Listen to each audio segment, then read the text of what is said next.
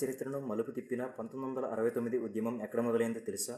కేవలం ఒక విద్యార్థి నిరసనగా మొదలై దేశాన్నే కదిలించిన పోరాటం వెనుక ఉన్న 3 మెయిన్ ఫ్యాక్ట్స్ ఇవే. 1969 జనవరిలో ఖమ్మం జిల్లాలోని పాల్వంచ కేటీపీఎస్లో స్థానికేతరుల నియామకానికి వ్యతిరేకంగా అన్నబత్తుల రవీంద్రనాథ్ నిరాహార దీక్షతో ఈ ఉద్యమం మొదలైంది. దీని యొక్క ప్రధాన నినాదం తెలంగాణ వాసులకే. దీనికి ముఖ్య కారణం పెద్ద మనుషుల ఒప్పందం ఉల్లంఘన మరియు ముల్కీ నిబంధనలలో వైఫల్యం. తెలంగాణ ప్రజాసమితి ఉద్యమాన్ని నడిపించడానికి మదన్ మోహన్ అధ్యక్షతన టీపీఎస్ ఏర్పడింది. ఆ తర్వాత దీని బాధ్యతను మర్రి చెన్నారెడ్డి తీసుకున్నారు. ఉద్యమాన్ని శాంతింపచేయడానికి అప్పటి ప్రధాని ఇందిరాగాంధీ ఏప్రిల్ 11, 1969న అష్టసూత్ర పథకాన్ని ప్రకటించారు.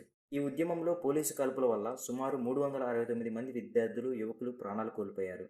వీరి జ్ఞాపకార్థం గన్ పార్క్ వద్ద నిర్మించిన అమరవీరుల స్తూపం నేటికి తెలంగాణ ఆత్మగౌరవానికి చిహ్నం. దీనిని శిల్పి ఎక్కా యాదగిరిరావు గారు రూపొందించారు. 1969 ఉద్యమ సమయంలో ప్రత్యేక తెలంగాణ నినాదాన్ని మొదట ఎత్తుకున్న నాయకుడు ఎవరో మీకు తెలుసా? తెలిస్తే కమెంట్ చేయండి. హిస్టరీ ఫ్యాక్ట్స్ కోసం సబ్స్క్రైబ్ చేసుకోండి.